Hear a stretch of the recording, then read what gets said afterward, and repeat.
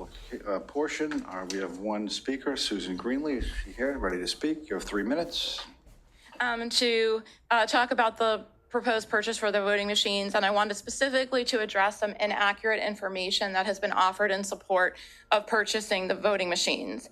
And I provide this information as an expert in this field. I've been working in voting technology for over 20 years.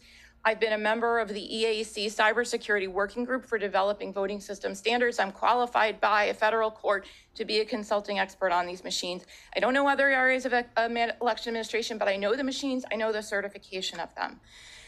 So first, there is no New York State requirement to print ballots of 110% of registered voters. I think this might have been addressed, but I can go into a little bit more detail about this. This has been backed up by the Council for the Board of Elections, who admitted it was a recommendation, and by the State Board of Elections, and I have that documentation if you're interested.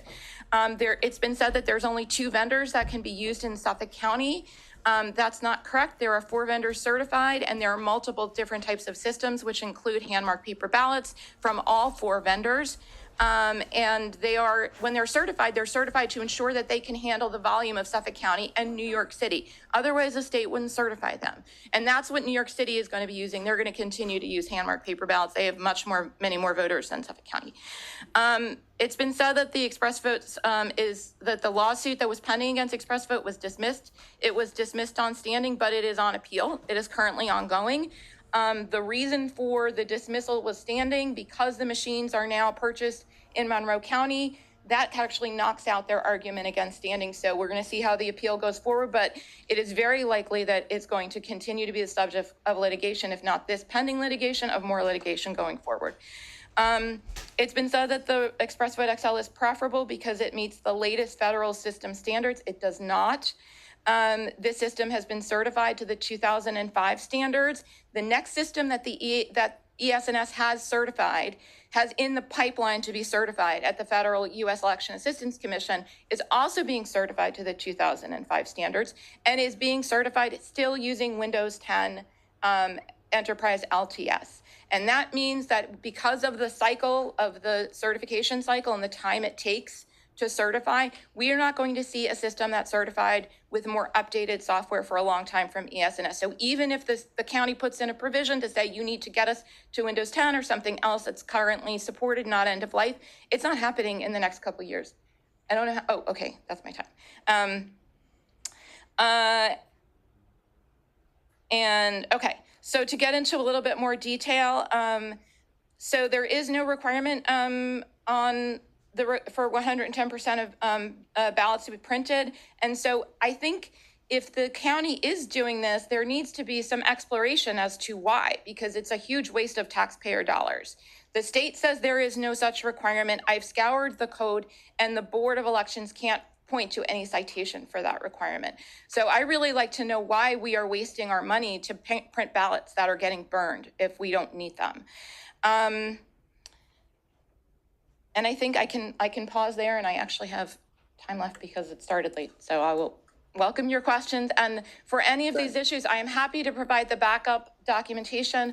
I am happy to answer any questions and also to meet with any of you one-on-one or by phone to talk if you have any questions about these issues, because we really need the facts with a purchase of this size. Thank you very much. I have a question. You said that the company that they're looking at has a paper ballot where you mark it option? Yes. That's what they're used right now in New York City. New York City, did you say? Yeah. So it's the same? And most of the state, yeah. Same company, but they use a paper ballot. Yeah, used all over Florida, used all over, it's actually the largest vendor in the country, the largest supplier of hand-marked paper ballots in the country. If you go to verifiedvoting.org, they have something called the Verifier, and you can look, and they'll give you a map of every county that uses ES&S equipment and hand-marked paper ballots.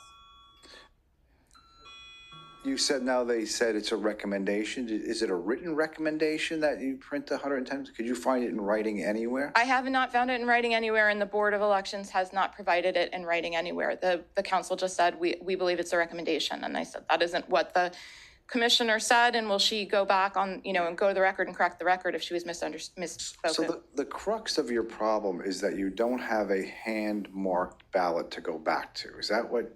Yes. The basic, what it comes down to? Yes. So I don't care who makes it, what company made it. You want something where someone's hand touched the paper and filled in a little dot. Yes. That's the most reliable original record of voter intent. So it's your thinking that this could be, played with, computerized somehow, and switched around where the votes would, when you voted for one person, would vote for another? Well, we've seen that happen where the machines have misrecorded votes improperly more than once, not just the most recent one. But correct me if I'm wrong.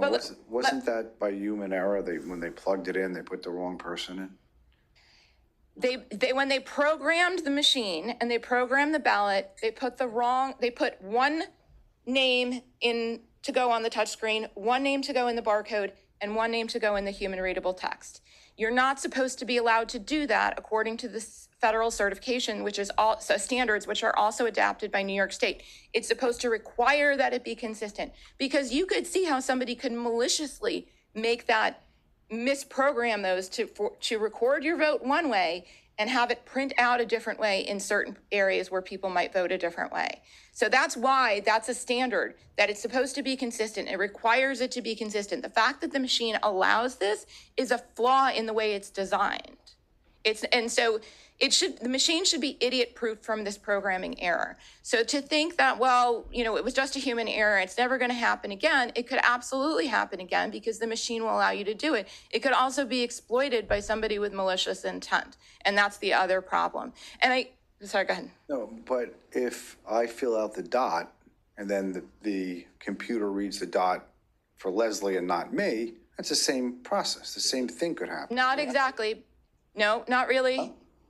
Because, I'm sorry, do you want to say something? They say, but you have the paper audit. Exactly. That's and the paper's right, because I filled out the dots, so I know the paper's right. The problem they had in Northampton was that the paper was wrong because it was programmed wrong. And now this is what we were talking about before. What they did in Northampton was they petitioned the court and said, we're going to give the votes for candidate A. So let's say they said, we're going to give the votes for legislator Trotta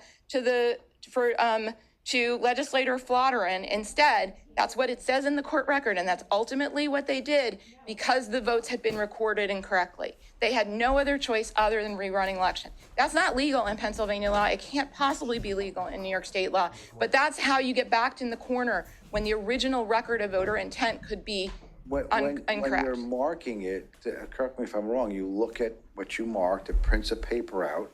You look at, okay, I voted for Leslie Kennedy, there's the vote. I voted for Steve Flottering, there's the vote. Now I'm approving this piece of paper. Right, but what happened in That's basically Northampton? the same thing. No, because what happened in Northampton is that the text said, I'm voting for Leslie Kennedy, but the barcode said, I'm voting for Robert Trotta. And what it reads is something different. And that's what was counted. And that's the problem too, because you have two. The same thing would fill in the dot.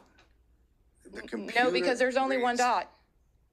Yeah, but if I look at it and I voted for Steve Flottering and then Leslie Kennedy won, but I know everyone voted for Steve Flottering, and I count the papers, oh, look, they did vote for Steve Flottering. But then you can audit it. You can audit it. So just like you can audit a fill in the dot yourself, you can audit the print that you approved. You could go through. But now you have two different records on the ballot. Okay, so let's walk that through, okay? And let's say that the vote is recorded. I go in and I vote for Leslie Kennedy. It's recorded in the barcode for Steve Flotteren, but it says in the human readable text, Leslie Kennedy. So I look at it and I say, okay, that's right. And then they go and count it and Steve Flotteren wins. If I were Steve Flotteren's going to say, I want a hand recount. They go back.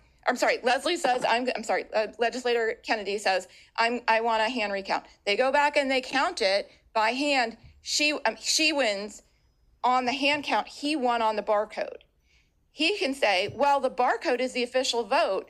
I'm going to challenge this in court because I won on the barcode because that's what was recorded in the barcode. She can say, I'm challenging it in court because I won on the circle. Okay. Yeah, you could do it either way. You have two records.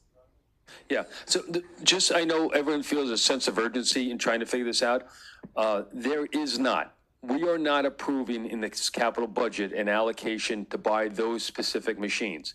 Still have to go through the regular procurement process, whatever. We're putting in that budget money to buy machines. There's been no decision made on which machines we're going to be buying. So there is no rush to judgment here to end that. I know that it may have been misleading in the request from the department about this, but we are not approving a specific machine. We can't. It has to go through the procurement process, and that won't be until next year. So we'll have time to sort this out and be able to answer all those questions.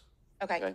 We understand. We're just trying to address the fact that it's in the budget and also start the process of talking about these concerns I and raising understand. the The discussion. money is in the budget, but not to buy those specific machines. There is not, we can't do it that way. So, okay. Legislative Flattering has a question. Almost echoing off the presiding officer, but one is I thank you for bringing us these questions, but like we're not going to be really dealing with the purchasing until a year from now. So, but keep educating us, and maybe there'll be other options by the state that was approved that we could be looking through. Thank you. Thank you. Thank you very much.